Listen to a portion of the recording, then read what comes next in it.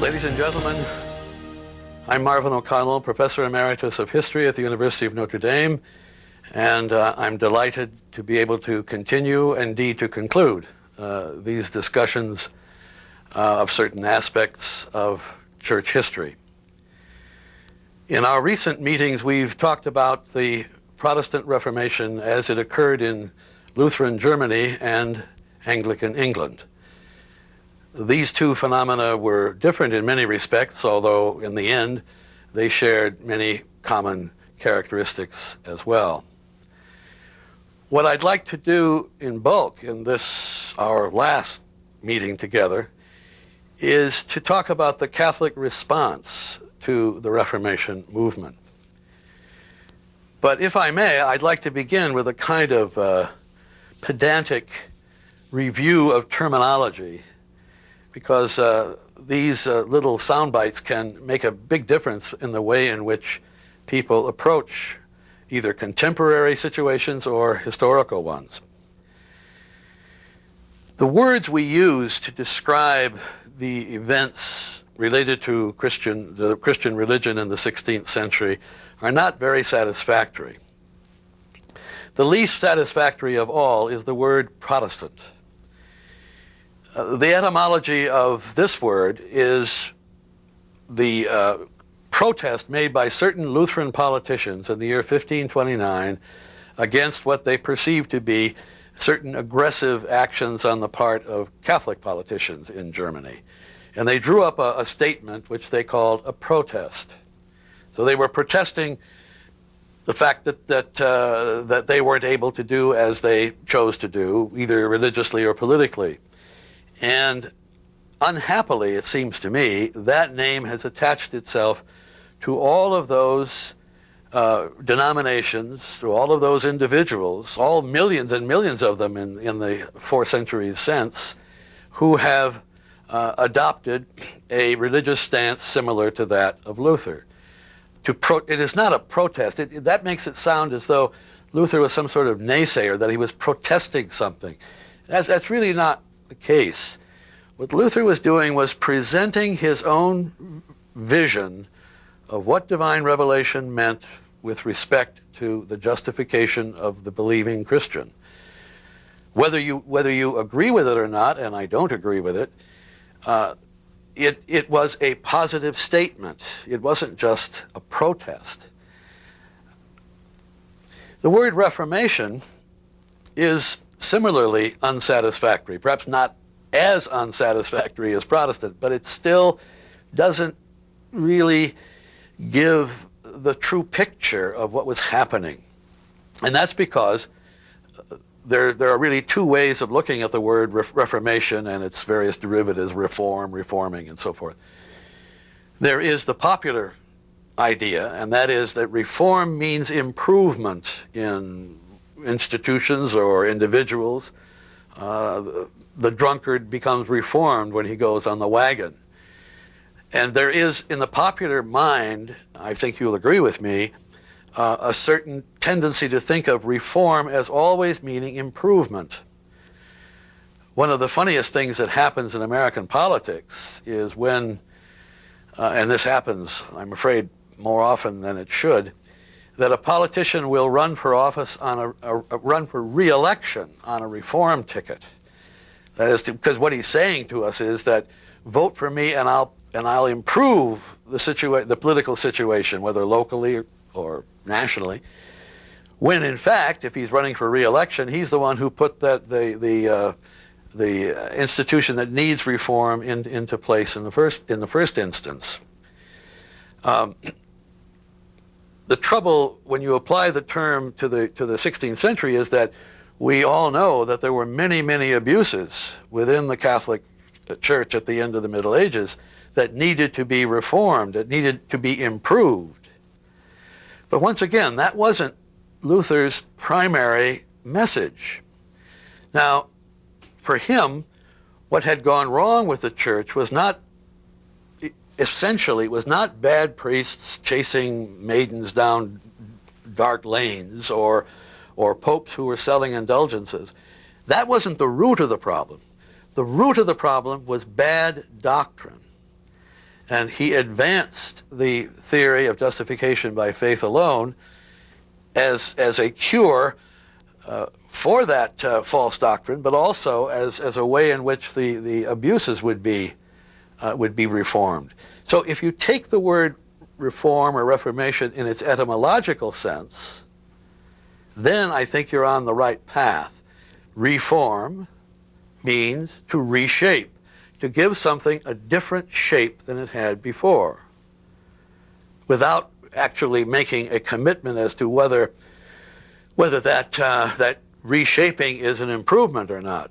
Some people will think it is, some people will think it's not. But it seems important to me to emphasize that this is what Luther was all about. The problems would be solved if correct doctrine were taught.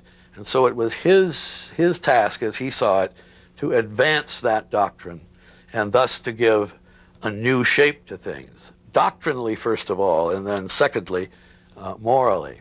And needless to say, he did so. He did reform. He did reshape. He redefined words like justification, predestination, sacrament, church.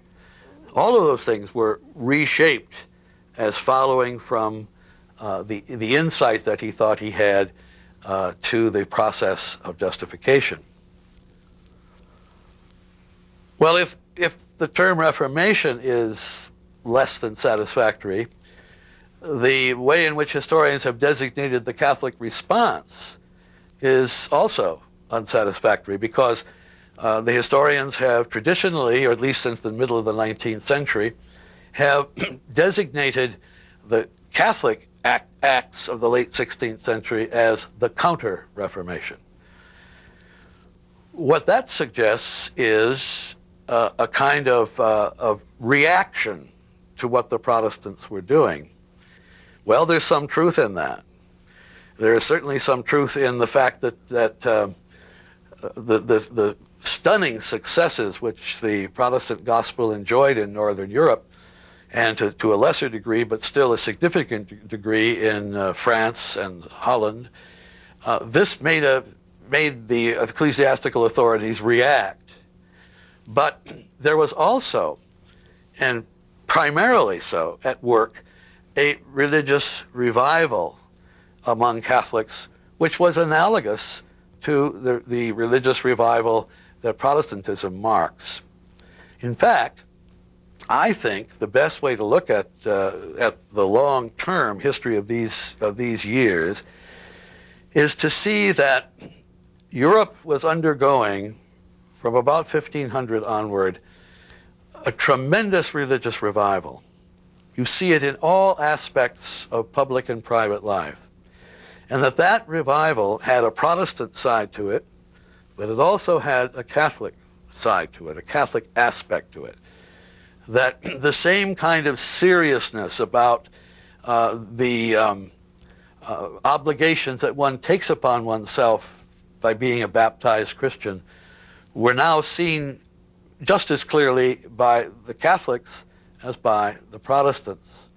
It is a phenomenon then that stretches out over a century, perhaps even a century and a half, and one which we can then characterize as an overall rise in seriousness, replacing some of the frivolity of the religious life of the late Middle Ages. One phenomenon which seems to me to confirm this way of looking at these years is the phenomenon of conversion. I made a point in talking to you earlier about Luther's personal conversion, his acceptance of Christ as his personal Savior, as we would say today. Well, this was true of all the great Protestant reformers, of Ulrich Zwingli in Switzerland, of John Calvin in France, and all the rest of them as the century wears on. But interestingly, and I think significantly, it was also true of the great Catholic ecclesiastics of the 16th century. Ignatius Loyola, the founder of the Society of Jesus, about whom we will talk a bit more in a few minutes, is a good example. He too experienced a strong personal conversion which brought him face to face with God and Christ in a way that was not conventional. Charles Borromeo, who was the Archbishop of Milan and who stands as the ideal Catholic bishop, the ideal carrier of the apostolic character in the Counter Reformation period, he too had his personal conversion. Teresa of Avila, that no-nonsense woman, that remarkable leader, that reformer of her religious order, the Carmelites, that mystic whose reminiscences about the interior life, the spiritual life, grew out of her conversion experience. She had been, she tells us in her autobiography, a very ordinary and conventional nun who had performed her obligations faithfully, but without any fervor, without any fire, without any impetus that would spill over into the society in which she lived. And then she too had an ecstasy in which her soul was touched in so intimate a way. Philip Neri, the Apostle of Rome, as he was called in his lifetime, the founder of the Oratory. This man, sometimes called the mystic in motley, that is to say, in the garb of a court jester, because of his tremendous sense of humor and the way in which he could poke fun at himself and at anybody who was at all pretentious. Well, he too went through the conversion that then led him into a life of total dedication to the Christian faith and to those of his fellow believers.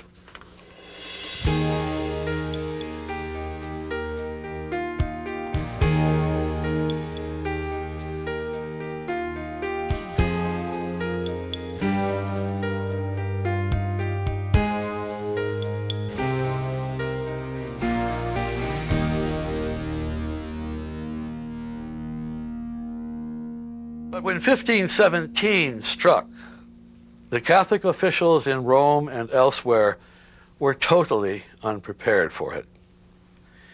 Few of them really could understand the issues that Luther was raising. The Pope of the time is unhappily typical.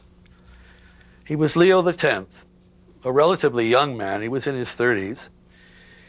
He belonged to the great banking family of Florence, the Medici. To him, the papacy was a prize to be won and something to be enjoyed. It probably didn't happen literally this way, but down through the years a certain tradition or legend has grown up which shows Leo X standing in a marvelous gilded room in the papal palace, running his fingers through the piles of gold that are accumulated on his desk. And his remark, so the legend goes, God has chosen to give us the papacy, therefore let us enjoy it. Well, there was that kind of frivolousness which marked so much of the church on the eve of the Reformation. And Leo X was certainly an example of it, and an unhappy one. Neither Leo, nor his successors, nor indeed the Catholic authorities generally, could have predicted the rapid spread of Protestantism. We use the word inadequate as it is because it's the only one we have. They could not have predicted its rapid spread, nor the stunning success that it had among the peoples of Northern Europe. There had always been heterodoxies in the past. When we were talking about the very beginnings of the church, you may remember, we mentioned the heresy of Docetism. There have always been these, throughout the history of the church, always been these divergence from the conventional, from the traditional. And so Leo X and his successors and the other authorities tended to say, well, this too will pass away. But in fact, of course, it did not. From the beginning, however, there were those in high places, and certainly this reflected public sentiment, that a distinction had to be made between the traditional church, the ideal church, and the church corrupt, between customs that had become eroded by selfishness and greed and other perversions, and the genuine testament which Jesus had given to the apostles and which had been passed down through 15 centuries.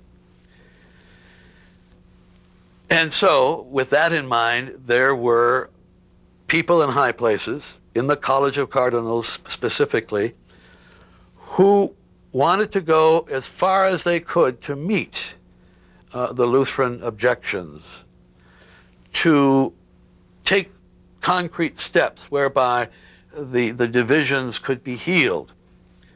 Perhaps until 1532 or 1537, let's say, within 15 to 20 years of Luther's posting of the 95 Theses, most Europeans still hoped that the divisions could be healed. They counted perhaps too much on Martin Luther's own quite notorious regret at having broken the unity of the church. He did not want to do that. He always said he had to because the authorities had corrupted true doctrine. But there was always, so it was assumed, a path to reconciliation on his part. His most famous disciple, Philip Melanchthon, who proved to be even a more notable theological thinker than Luther himself, was very sympathetic to some kind of ecumenical agreement, some way in which compromise could be reached and the schism ended. But John Calvin, the French reformer, in a very unsentimental sort of man, and a man of hard commitment, it was clear from the time that he began to assert leadership over the Protestant movement as Luther grew older and frailer, that there would be no compromise. There would be no end to the divisions. They were too deep and too long-lasting. But on the Catholic side, let me repeat, there were those who hoped for and were willing to work toward some kind of accommodation, let us call it. Among those, and I'll just mention the one example, was Thomas de Vio, who is known to us through his title rather than through that family and Christian name, Cardinal Cajetan. Caetanus was the town in which he was born, and when he was given the cardinal's rank, he became known as Cardinal Cajetan. He was the most brilliant and learned theologian of his time. Indeed, one of the great theologians of all time, a very profound thinker and one who could analyze revelation in a way that was always discriminating and illuminating. But he was more than that. He was, as a cardinal, he was a member of the Pope's own official family, the so-called Roman Curia. And it was he, in 1518, the year after Luther had posted his theses and begun his movement, it was he, Cajetan, who was sent to Germany to see if some kind of accommodation could be reached. He had other objectives in this diplomatic trip sent by the Pope to Germany. The Lutheran matter was not considered yet serious enough to demand his full attention. But he did meet with Martin Luther and exchanged views with the Augustinian friar, as Luther still was, in Augsburg in Germany in 1518. It was a private meeting, no doubt conducted in the Latin which both of them spoke. We don't know any of the details except what Luther said later. And because Cajetan no doubt made a report, but it hasn't survived.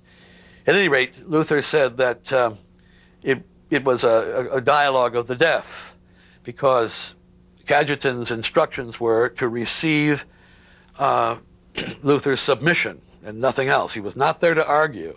He was there to exert and assert the magisterium of the College of Bishops, which, of course, pretended, claimed, and in my view, indeed was, the continuation of the Apostolic College.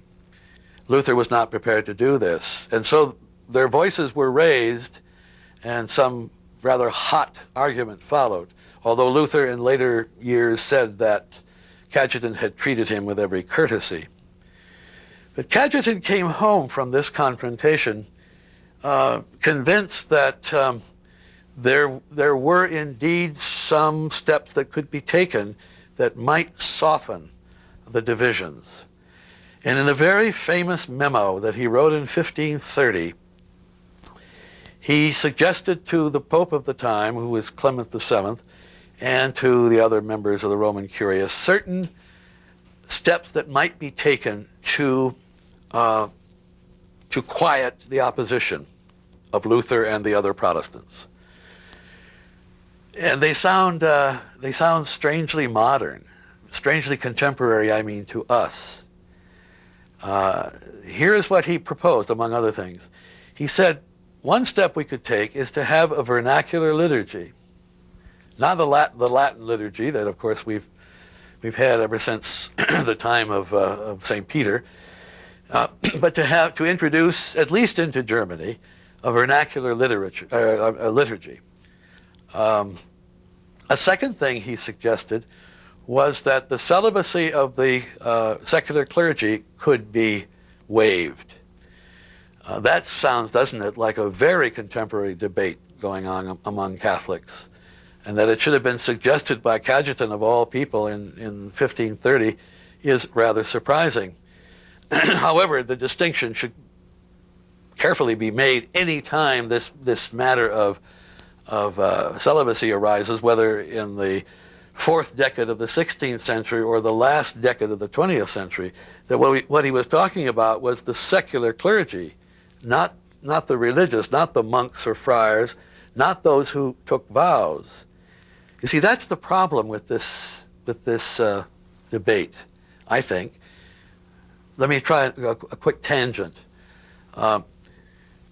Religious, Jesuits, Dominicans, Franciscans, Benedictines, the rest of them, take the vows of poverty, chastity, which is the key one here, and obedience. The secular clergy do not. The secular clergy, like myself, promise not to marry or to indulge in sexual activity of any kind. Of course, obviously that would be part of not being married. The reason that the monk swears chastity is that he wants to imitate Christ in a more direct way, that Jesus was not married and did not indulge in sexual life. So therefore, if you want to imitate him most perfectly, then you will refrain in the same fashion. But the celibacy of the secular clergy is very different. It is taken upon the one committed to it in order that he might be more able to serve the Christian people. It is, and that, of course, is what the debate should be about. It should be about whether or not a married secular clergy could serve the Christian people better than an unmarried Catholic clergy. What is astonishing, really, is that this question should have arisen in Cajetan's mind, and for him to be ready to compromise about it. The last chance for reconciliation came probably in the year 1541, and there was a great conference held in Regensburg, the German town, German town to which came Philip Melanchthon, Luther's lieutenant. Luther was still alive, and several other Lutheran leaders. And from Rome came Cardinal Contarini, who was a colleague and an ally of Cajetan, and very, very anxious, if possible, to find some mode of accommodation. And their conferences were held courteously but distantly, and nothing was accomplished.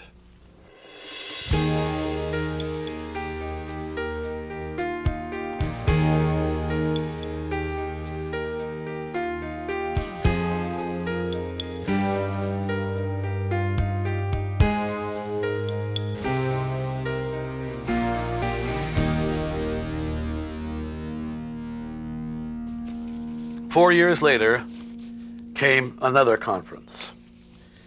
This one in the North Italian town of Trent. And it took place, or it opened, I should say, on October 13th, 1545, in the dark and gloomy cathedral, which is still there for tourists like me to prowl around inside it. And outside tower the Dolomite Alps, these snow-capped mountains, wonderfully beautiful scene. On that day, there was a solemn Mass of the Holy Ghost sung in the presence of the 34 bishops who had come from various parts of the Catholic world to try and see if there was some way to solve the problems of the ecclesiastical abuses which antedate the Reformation, and secondly, the doctrinal challenges which had been offered by Luther and now increasingly by John Calvin.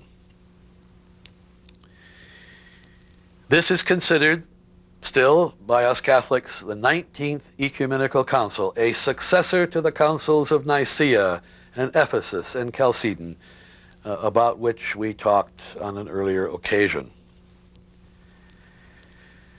After the Mass, one of the three officers, their official title was legate, one of the three legates appointed by Pope Paul III to preside over this meeting, this council of Trent, gave an address. He was a most remarkable man, and his address was most remarkable too, as we shall see in a moment. His name was Reginald Pole, Cardinal Reginald Pole. He was an Englishman. Indeed, he was a cousin of King Henry VIII. He belonged to the Yorkist wing of the royal family, the White Rose of York. And as such, he could be considered sometime in the future, if Henry VIII, for example, had no legitimate children, as a possible claimant to the throne. But Henry VIII, the Tudor, the representative of the Red Rose of Lancaster, had no time for Pole. Indeed, Henry VIII executed Cardinal Pole's mother, and Cardinal Pole himself, since he refused to accept the supremacy of the king over the church, left England and went to Rome. He was constantly dogged by people who tried to assassinate him. So we are not dealing here with a member of the hoi polloi. This was one of the great figures from one of the great families from one of the great nations of Europe. In his speech, he said, among other things, "It is we bishops who are most responsible for all the evils now burdening the flock of Christ. We cannot even name any other cause than ourselves. If God punished us as we deserve, we should have been long since as Sodom and Gomorrah."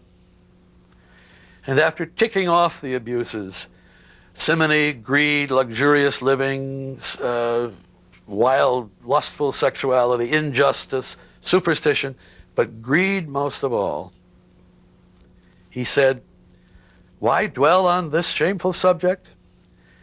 Because unless we place our own sinful responsibility in front of our minds, it is useless to call upon the Holy Spirit for help.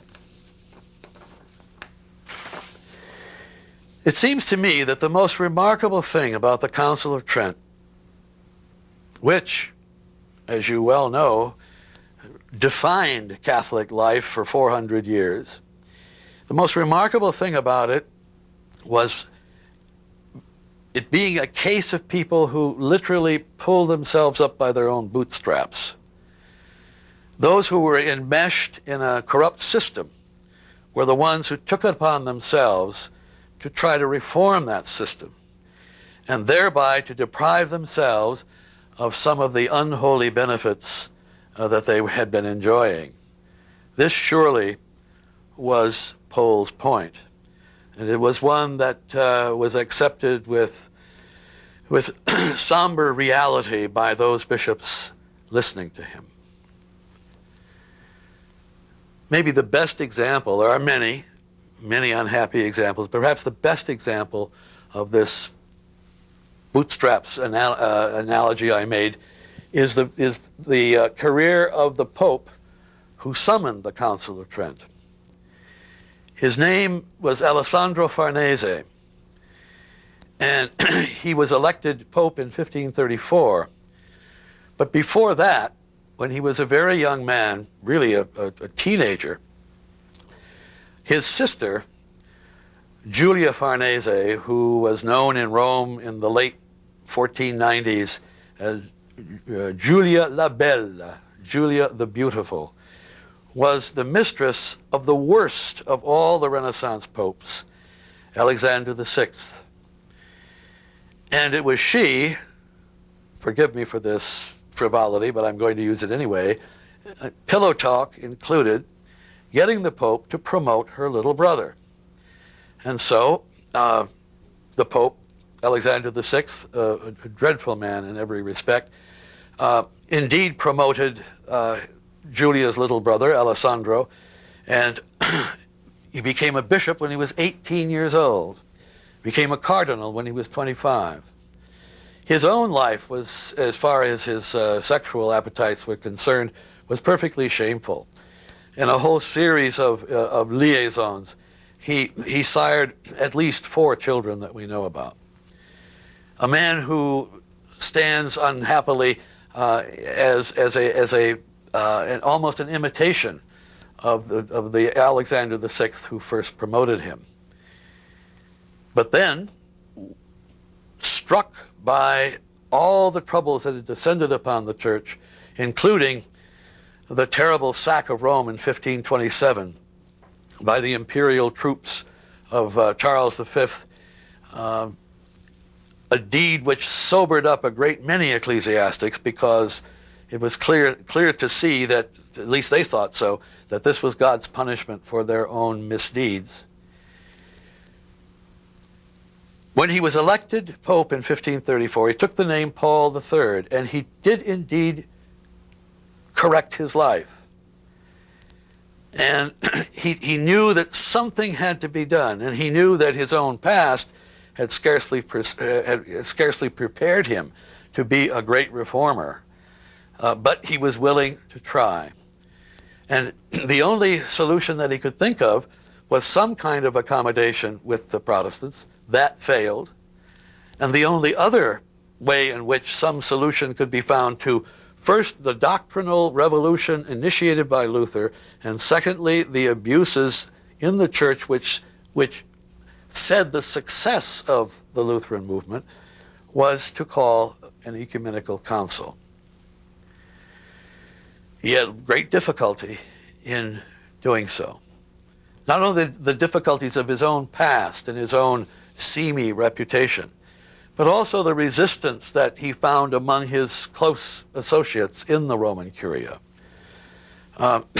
Also by the constitutional complications. Luther, in one of his most expansive moments, had called upon the Christian world to call a great council to settle all these problems. Unfortunately, he had already said that he wouldn't accept a council any more than he would accept a pope. who didn't agree with him on justification. But leaving that aside, there was a fear that if the Pope called a council, it would be because he was knuckling under, so to speak, to Luther. And then there were the political problems. Nothing is more difficult in the late 20th century to appreciate than the mixture of the secular and the sacred that prevailed in earlier times. Separation of church and state was undreamed of in these days, in these years. Religion for us, in what commentators often call the post-Christian era, is a private matter. It was not a private matter in the 16th century. Religion was completely intertwined with public life. For example, no one imagined that any nation could survive unless it had religious uniformity. So you have the persecution of the Catholics by Queen Elizabeth. And interestingly enough, and I think informatively enough, the very name of the law that she had passed through Parliament, the Act of Uniformity. We must all be uniform in our religious beliefs if the secular society is to survive.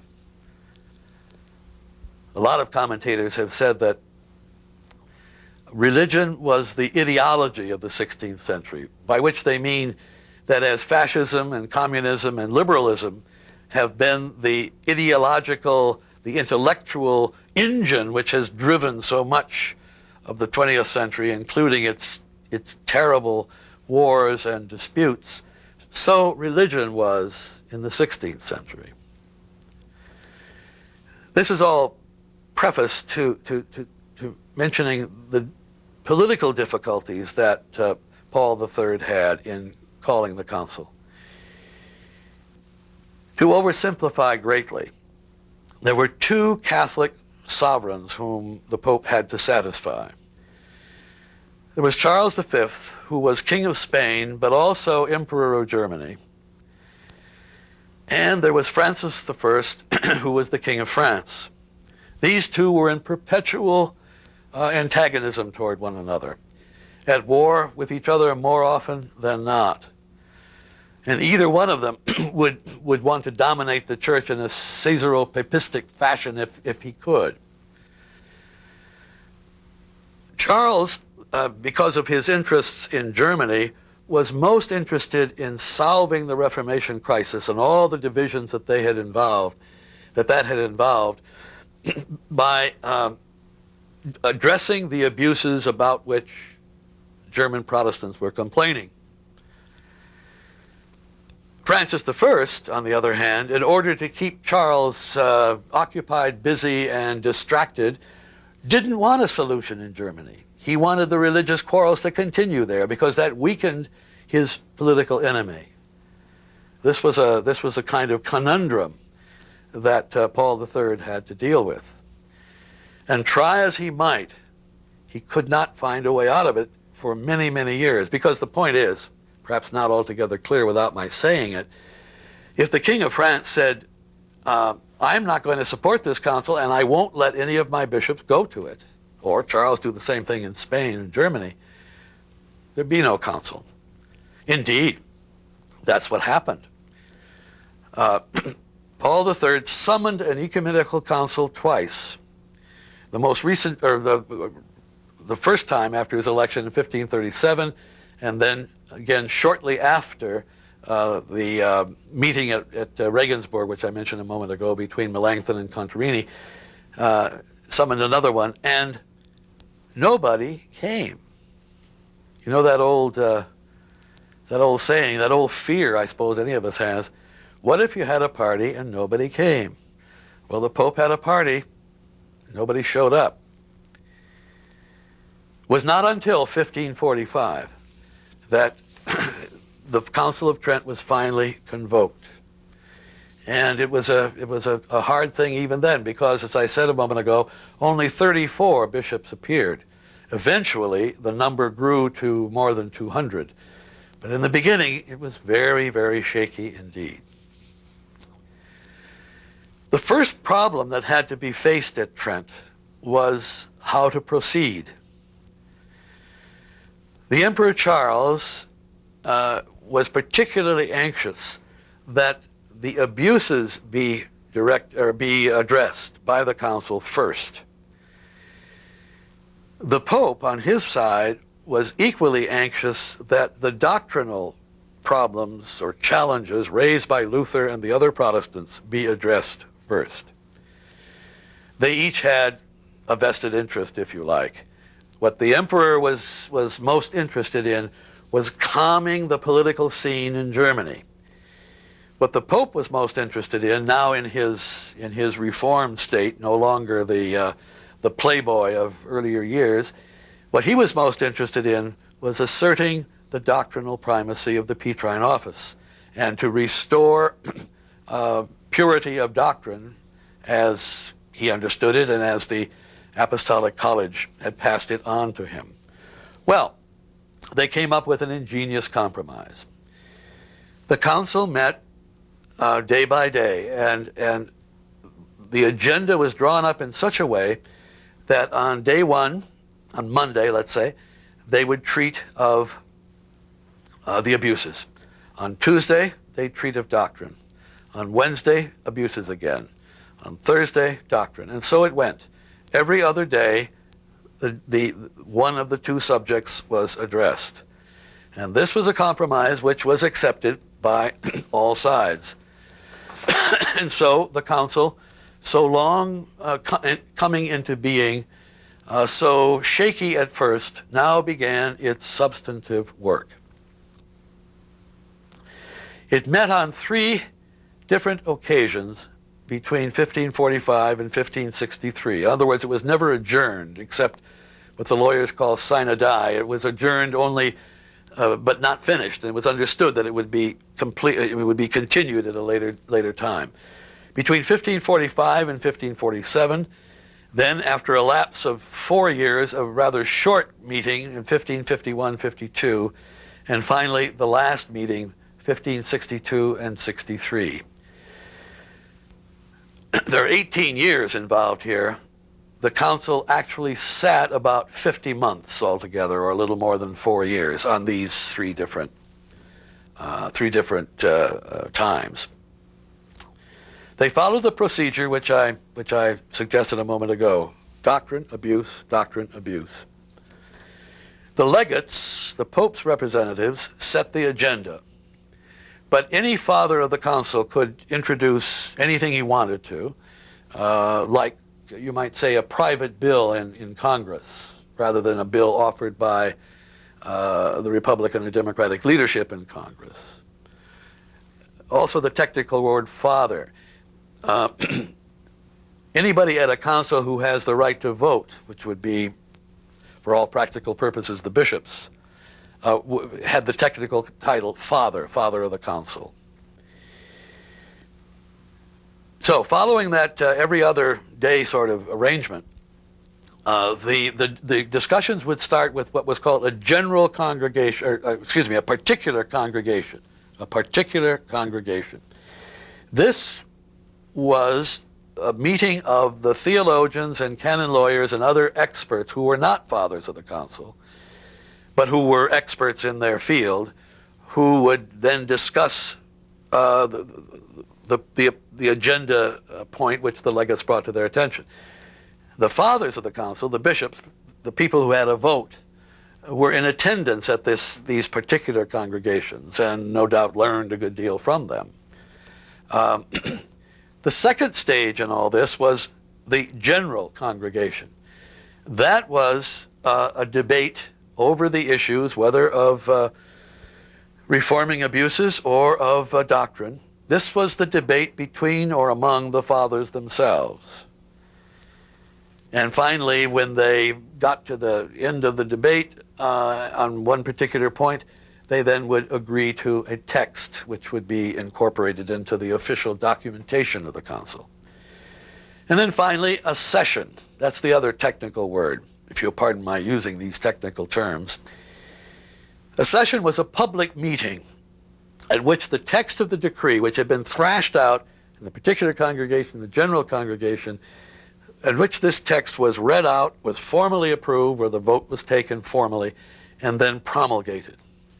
This was always done in the cathedral or some church in the town because it was considered a liturgical act.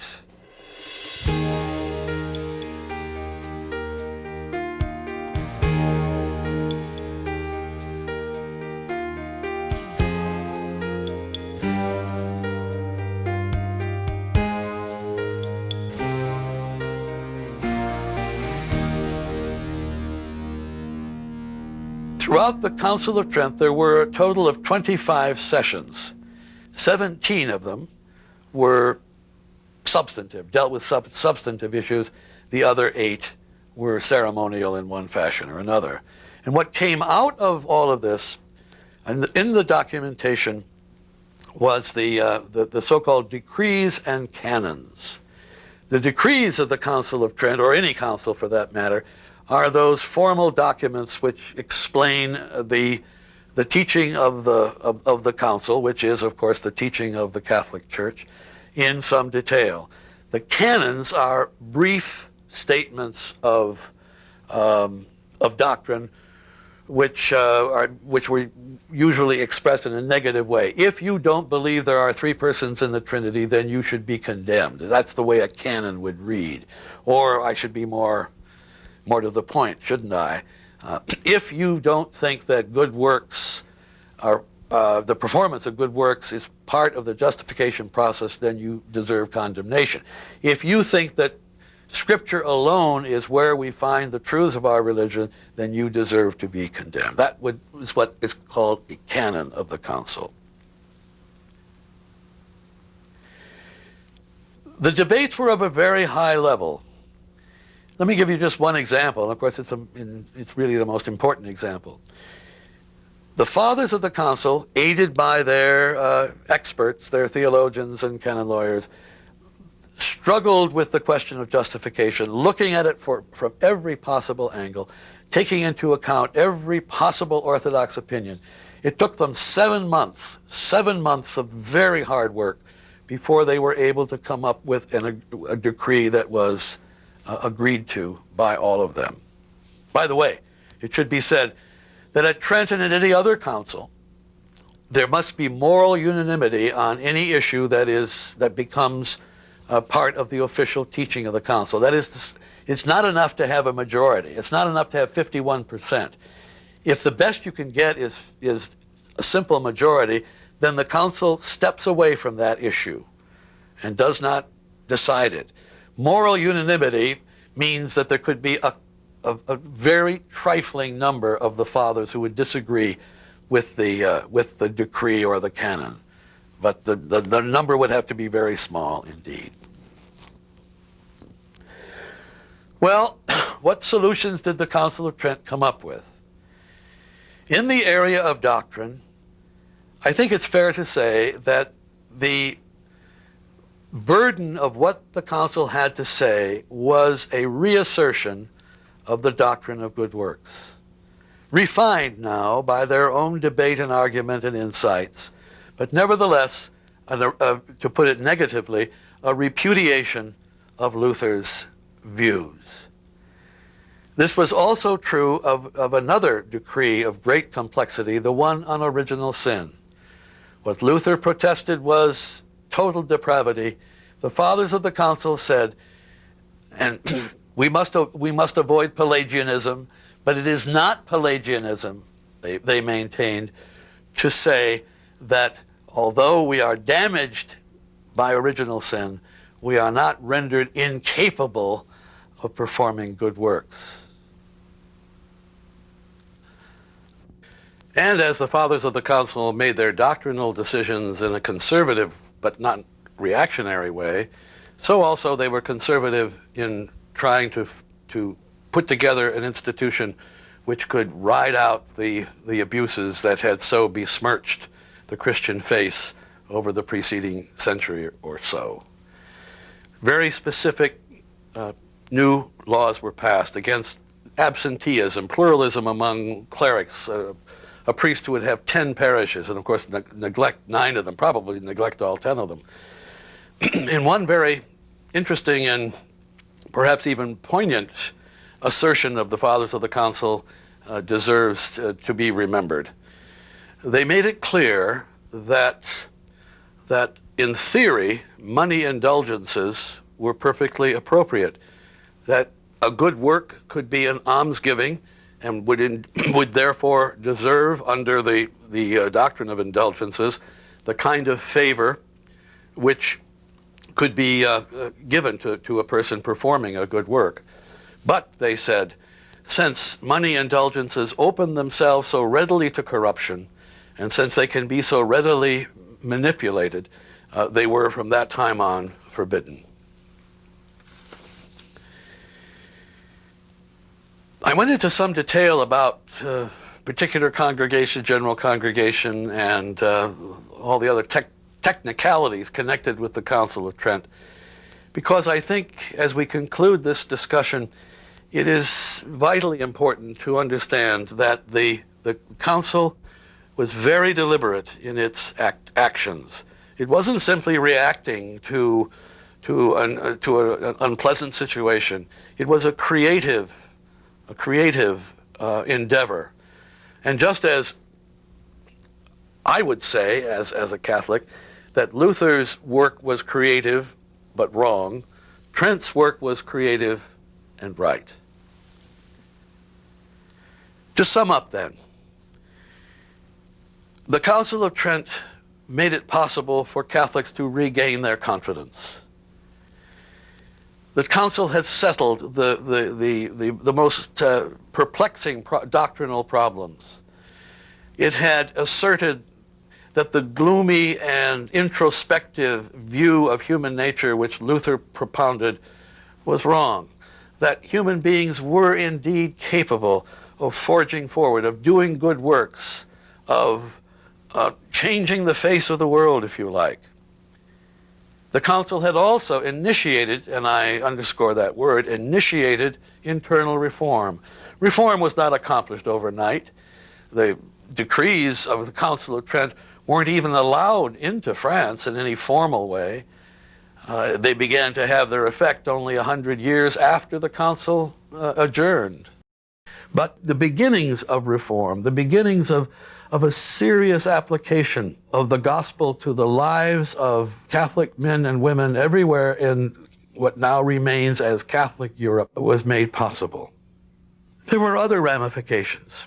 There came to be, as a result of the Counter Reformation, a heightened Latinization of the Church. The areas lost to Protestantism were mostly in Northern Europe. There were some exceptions. Ireland would be an exception. But for the most part, the influence now upon the Catholic community will be heavily Italian, Spanish, and then a little later, French. Finally, one can say that the Council of Trent and the movements that came after it, fulfilling the mandates of the Council, put a great emphasis upon the importance of the institutional apparatus of the Church.